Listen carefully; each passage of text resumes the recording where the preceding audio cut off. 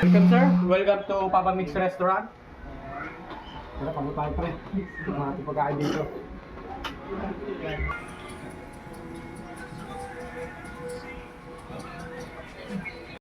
Ano ang gusto mo pare?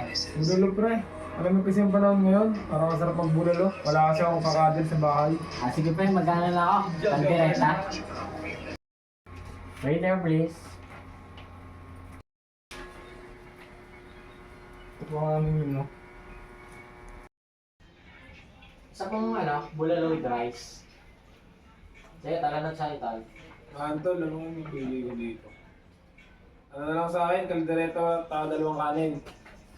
Ano ba pang best seller nyo? Meron po kami dyan, kaldeta po tsaka po tapos steak. Sige, tubig na lang. Chef, ito po ang ating order today. Isa pong bulalo, kaldeta, tsaka dalawa pong rice. Sige, pakilagay na lang dyan. Sige po.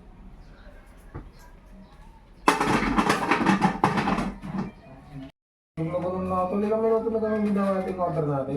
Sobrang tagal na nga tol, 30 minutes na wala pa rin. Dapat pala, sa iba na lang tayo kumain. Kaya nga, dapat sa order na tayo kumain. Kanina pa yung order na. Pa-follow up pa tol. Waiter lang. Waiter.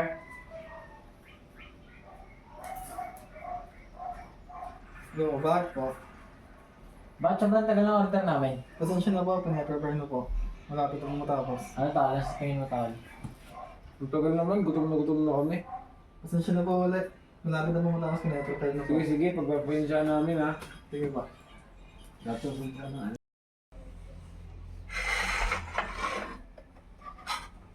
Nakikita ko na ako din eh. Yun. Ano talaga? Yun na. Sir, ito po yung kaldereta, bulalo. Ito pong rice niya. Enjoy po. Enjoy po. Excuse me po, ito pong tubig niya.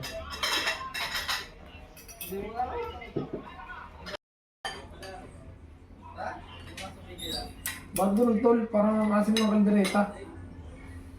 Ba't gano'n ang bulalo? Parang may ipis.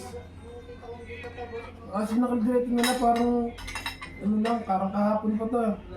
Ang tubig parang galing grito. Oo nga, tapos malalamig yung isang tubig. Mahal-mahal. Magreklamo tayo tol. Tara, waiter! Hello po sir, ano pong problema? Ba't ganito ang lasa nito? Sino nagluto nito? Bakit ang asim ng kaldereta nyo? Parang kahapon pa. Pasensya Baka na, naman kahapon pa to. pasensya na po, tatawain ko lang po si chef. So, sige, patawag yung manager mo.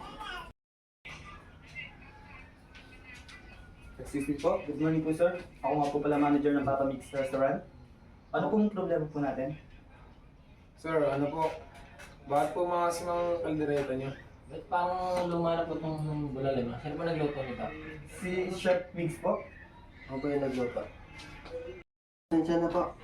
Sir, excuse me po, ganito na lang po. Meron po kami mga i-offer po na pwede naman po namin ibalik po yung inyo pong pera sa nagastos po pong sali pong ano. Pero may offer po kami na pwede po namin palitan po ng panibagong order niyo po.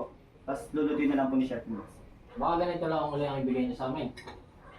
Hindi po sir, ganito na lang. Kung hindi na po kayo, kung ayaw niyo po ng ganon sitwasyon, babalik na lang po namin yung inyong pera. Ano sa tingin mo tol? Ang gagawin natin? Ano, pagbigyan natin o balik natin na pera, babalik na natin pera natin. Balik na lang pera natin sa iba na lang tayo Sige, kumain. sige, tayo kumain. Kaya kung ganun po sir, di ganun lang po. Babalik na lang po namin yung nagastos niyo. Oo, kasi baka mamaya ito rin yung luto ng nakaraan. Baka sumakit pa siya Pasensya nyo na lang po ang pong kung ganun po serve sa amin, pag-serve po sa amin, pasensya nyo po ang pagkakamali po namin. At sana po kayo huwag po kayong sama ng loob po. Oh, sige, basta balik na lang pera namin, okay lang kami. Sige po sir, maraming salamat po. Yeah, alis na kami ha.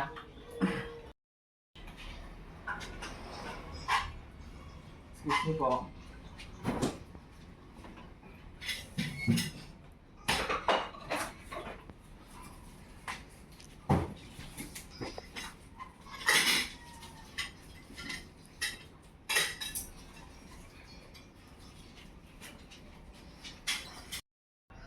Excuse me sir, ito yung inyong riban. Sorry din po sa mga pagkakamali namin. Okay, pasensya na din kayo. Basta sa sunod, ayusin yung luto nyo para makabalik kami ni Idol. Ako, maraming salamat po sa pag, ano po, Okay, Tol. suggest. Thank you. Okay, Thank you, Tol. Pasensya na rin po. Di ba? Alis na po nga. So, Sige, na lang po, sir. sarap Thank you po, sir. Tsaka- Ingat po kayo. Isip nyo, puro bago. Ingat.